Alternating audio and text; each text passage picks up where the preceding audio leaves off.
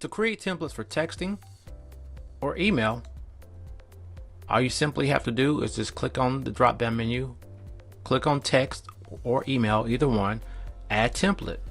To add the template, all you simply do is put in a name for the template, label it whatever you want to. Next, you want to pick the type. Either it's going to be for email or texting, which is SMS. Next, you go down to where it says body template, basically your message. You begin to type hi, and then you put in this information right here. I'll put in their first name just to be more personable, and then you put in their address. Simple as that.